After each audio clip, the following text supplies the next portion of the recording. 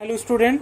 তো আমরা আগের ক্লাসে প্রথম ক্রম বিক্রিয়া সম্পর্কে পড়ছিলাম এবং সেখানে প্রথম ক্রম বিক্রিয়ার অর্ধজীবনকাল এবং পূর্ণ সময়কাল, ঠিক আছে, দুটো সম্পর্কে আলোচনা করেছিলাম এবং সেখানে দেখেছিলাম যে যে টি লাইফ টাইমটা বা যেটা 100% কখনোই কিন্তু সম্পূর্ণ হয় না, ঠিক আছে। এটা আমরা কিন্তু আগের ক্লাসে বলেছি যে টি লাইফ টাইম বা 100% সম্পূর্ণ হয় না। কার ক্ষেত্রে? না, প্রথম ক্রম বিক্রিয়ার ক্ষেত্রে, ঠিক আছে। প্রথম ক্রম বিক্রিয়ার ক্ষেত্রে কখনোই কিন্তু 100% বিক্রিয়া হয় না। এটা দেখলাম কি টি ইজিক্যাল টু ইনফিনিটি গিয়ে এর কনসেন্ট্রেশনটা 0 হচ্ছিল, ঠিক আছে। আজকে আমরা দেখব যে কিভাবে যে বিক্রিয়াজাত পদার্থের সাথে সময়ের যে গ্রাফটা সেটা নিয়ে আলোচনা করব, ঠিক আছে। আগের দিন আমরা অনেকগুলো গ্রাফ সম্পর্কে আলোচনা করেছিলাম, তো আজকে বিক্রিয়াজাত পদার্থের সাথে সময়ের গ্রাফটা আঁকবো। তো তোমরা দেখো, সাপোজ যে রিয়াকশনটা আমরা নিয়েছিলাম যে এ থেকে বিক্রিয়াজাত পদার্থ হচ্ছিল, ঠিক আছে, বিক্রিয়াজাত পদার্থ হচ্ছিল। তাহলে সাপোজ ধরো আমি এ থেকে এটা প্রোডাক্ট করলাম, তাহলে যখন টি ইজিক্যাল টু 0 ছিল তখন এ ইজিক্যাল টু কি ছিল? এ 0, প্রোডাক্ট তখন 0 ছিল। এইবার দেখো টি ইজিক্যাল টু যখন টি হবে তখন এ ইজিক্যাল টু কি হবে? বলেছিলাম এ নট মাইনাস এক্স। এবার 1 মোল এ থেকে যদি 1 মোল পি তৈরি হয়, তাহলে 1 মোল যে এক্সটা বাদ যাচ্ছে, তাহলে এই এক্সটাই কিন্তু এই প্রোডাক্টে তৈরি হবে। মানে কি, এই যে প্রোডাক্টের যে গাঢ়ত্ব টি সময় পরে সেটা কত হবে? এক্স। এটাই কিন্তু এই প্রোডাক্টের গাঢ়ত্ব, ঠিক আছে। তাহলে আমরা যে ইকুয়েশনটা দেখেছিলাম যে সূচকীয় আকারে A is equal to A not into e to the power minus KT, এই যে ইকুয়েশনটা আমরা পেয়েছিলাম, সেখানে আমরা এর জায়গায় কি বসাবো? টি সময় পরে এ নট মাইনাস এক্স, তাই তো। এবং A 0 into e to the power minus KT. এবার যদি আমরা সময়ের সাথে গ্রাফটা দেখি এক্স এর আকারে, তাহলে এক্স ইজিক্যাল টু কি হবে? এক্স ইজিক্যাল টু হবে A not into 1 minus e to the power minus KT. কারণ কি হবে? এই এ নটটা কমন যাবে এবং 1 মাইনাস কেটি হবে। বোঝা গেল? এবার দেখো, তাহলে আমরা যদি এক্স এর সাপেক্ষে গ্রাফটা আমরা অঙ্কন করি, এখানে ধরো বিক্রিয়াজাত পদার্থের গাঢ়ত্ব, ঠিক আছে, এটা হচ্ছে বিক্রিয়াজাত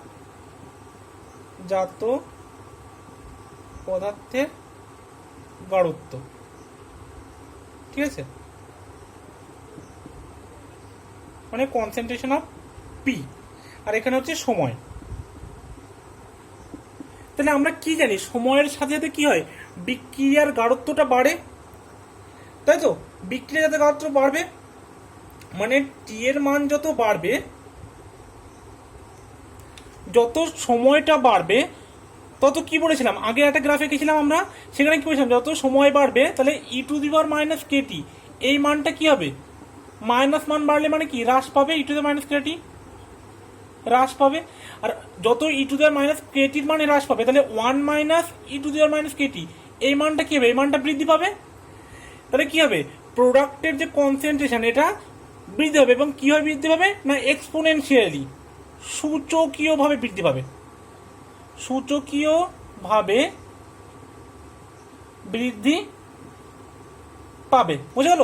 এবং সেটা কিরকম হবে? সেটা হবে এরকম, ঠিক আছে। তাহলে এটা হচ্ছে বিক্রিয়াজাত পদার্থের সাথে সময়ের যে গাঢ়ত্বের, মানে সময়ের যে গ্রাফ লেখচিত্র, সেটা কিন্তু এরকম হবে। বোঝা গেল?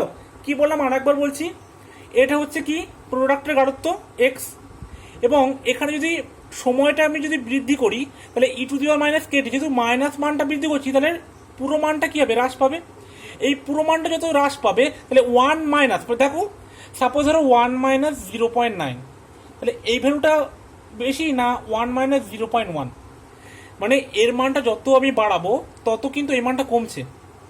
বোঝা গেছে? আর যত কমছে তাহলে 1 মাইনাস 0.1 মানে কি? 0.9, আর এটা কি 0.1। তাহলে কোন ভ্যালুটা বড়? এই ভ্যালুটা বড়।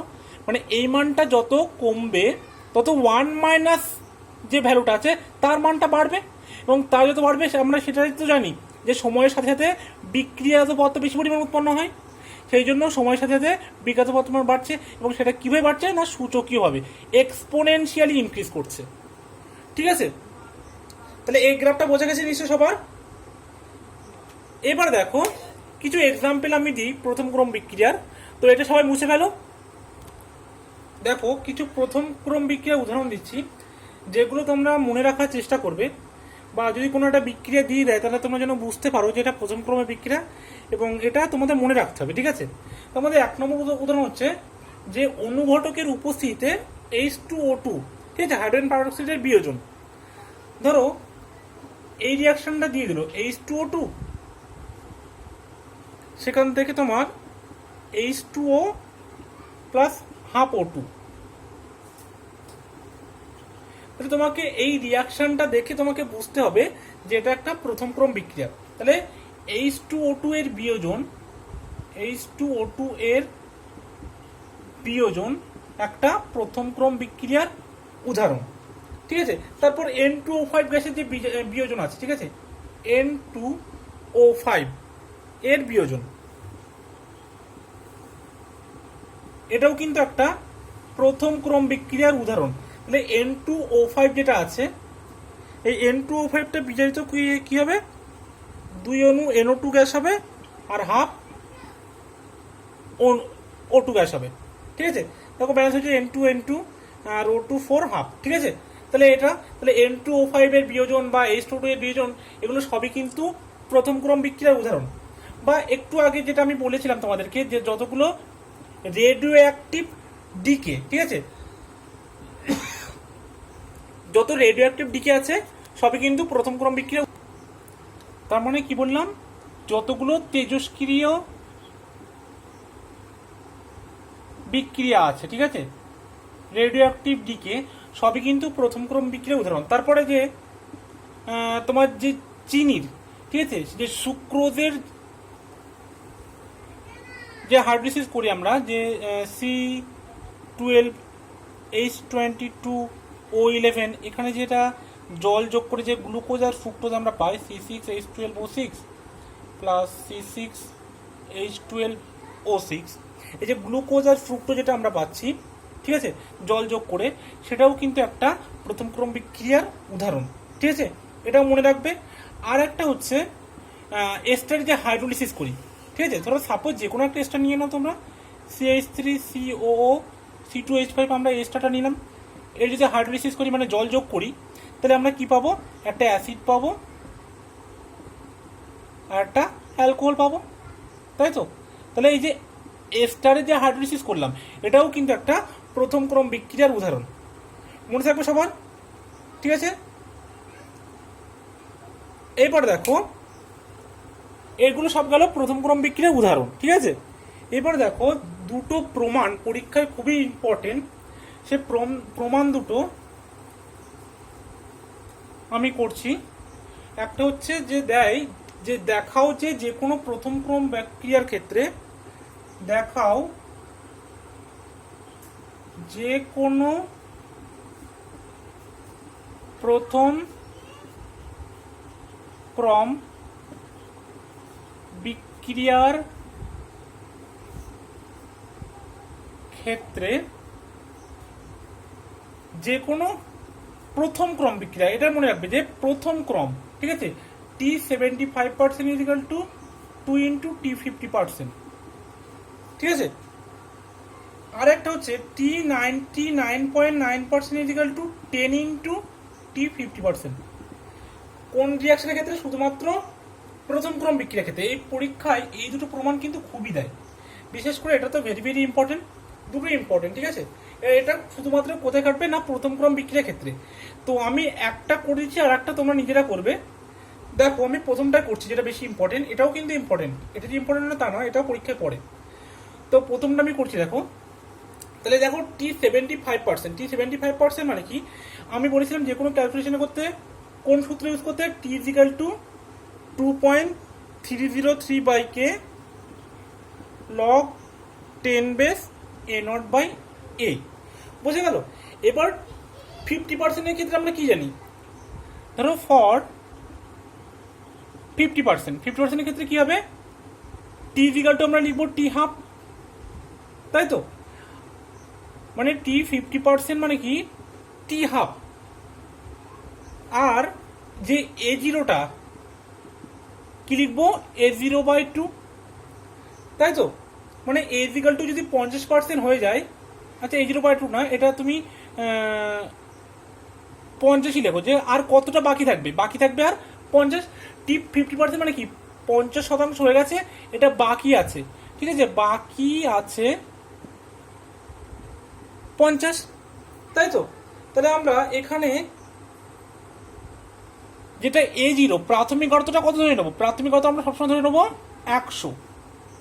আর যখন অর্ধেক হয়ে গেছে, মানে T 50% যখন হবে, তখন হয়ে গেছে কতটা, 50, আর বাকি আছে 50। এবার এখানে আমরা সেই মানগুলো বসাবো। তাহলে T= যখন, আচ্ছা এটা T= T 50% ক্ষেত্রে যেহেতু বলেছে T= T 50%, তো আমরা এই T এর এখানে লিখবো T 50% = 2.303 by K log 10 base A0 মানে কত, 100 বাই এ মানে কত, 50। এটা 1 নম্বর লিখলাম। এইবার T 75%, ঠিক আছে, T 75% মানে কি ক্ষেত্রে কি হবে দেখো, এখানে করছি ফর 75% কমপ্লিশন, ঠিক আছে, মানে 75% কমপ্লিট হয়ে গেছে, তার মানে সেখানে কি T= T 75%, আর A0 তো অবশ্যই 100, আর 75% কমপ্লিট হয়ে গেছে, মানে বাকি আছে কত, তাহলে এ কত বাকি আছে, আর 25%। এটা কিন্তু মনে রাখবে যে বাকি আছে কত, 100 - 75, মানে এটা হচ্ছে 25, মানে যেটা বাকি আছে, ঠিক আছে। তাহলে আমরা এখান থেকে যদি আমরা বার করি, তাহলে T 75% সমান কি লিখতে পারবো, T 75% সমান লিখবো 2.303 by K log 10 base 100 by 25। এটা 2 নম্বর ইকুয়েশন দিলাম, ঠিক আছে। এবার আমরা জাস্ট 2কে 1 দিয়ে ভাগ করব, ঠিক আছে। যদি 2কে 1 দিয়ে ভাগ করি, তাহলে দেখো কি পাচ্ছি আমরা, উপরে গুলো এবার মুছছি একটু, ঠিক আছে।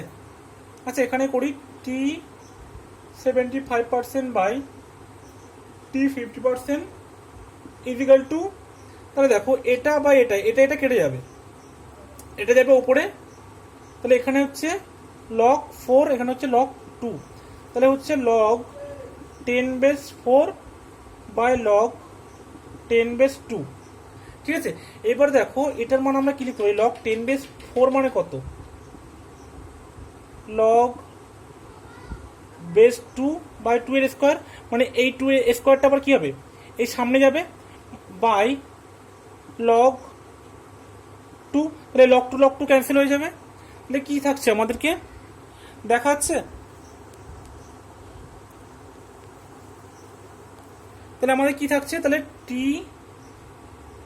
75% বাই T 50% = 2/1, তাহলে অতএব T 75% = কি হবে, 2 × T 50%, 2 × T 50%, কি বোঝা গেল?